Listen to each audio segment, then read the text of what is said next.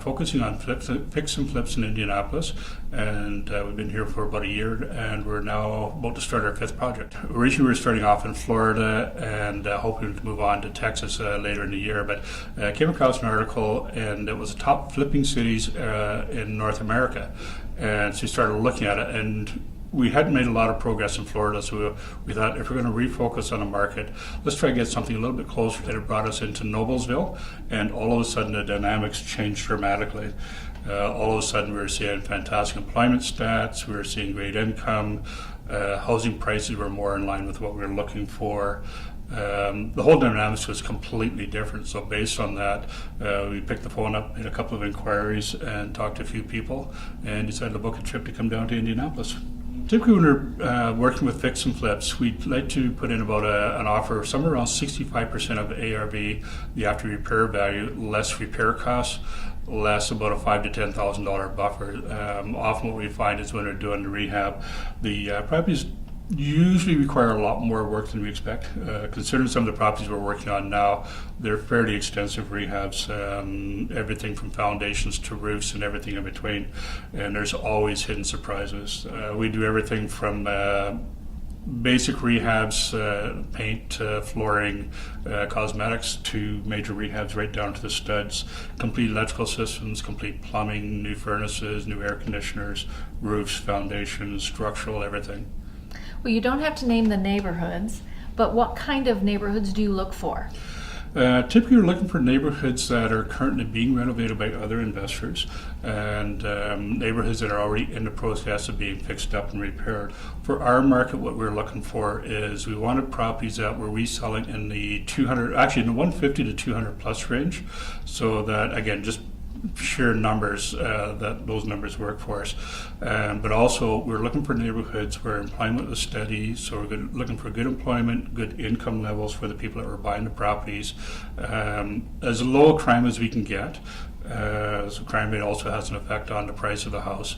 Looking at schools, feedback on the schools, just general dynamics of the area, looking at industries that are driving the marketplace, a lot of different factors. So we did the initial research, and like I say, we're looking more so towards northern Indianapolis initially, and then we started looking at actual individual properties, and we made a few phone calls to realtors, and usually realtors is our starting point as to what we're looking for in the market.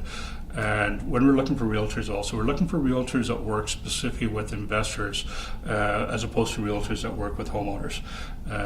There's quite a difference between the two. What we're finding is, as an investor, our perspective on a house is completely different than someone that's buying a house to live in.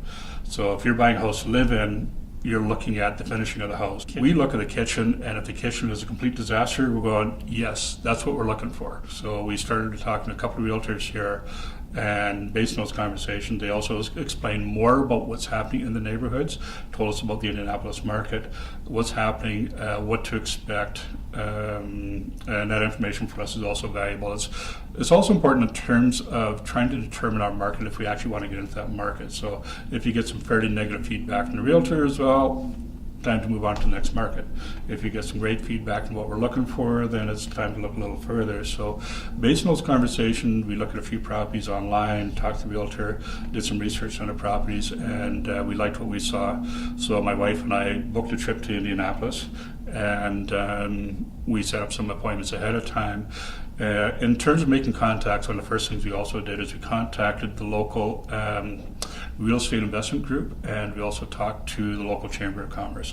When I go from one neighborhood to another, if I need people to work with, the way I figure a contractor, there's some good ones out there and there's not so good ones out there. The better ones are more likely to be members of Better Business Bureau, local Chamber of Commerce.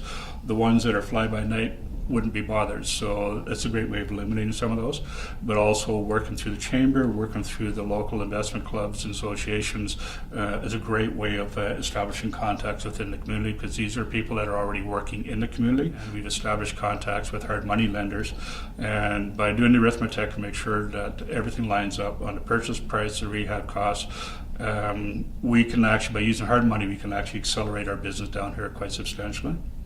So instead of doing, say, 2 houses at a time, potentially we could do maybe 3 or 4 or more houses. So, been around long enough and worked with enough contractors to know typically there's some really good ones out there, and there's some others that it's time to look for somebody else very quickly.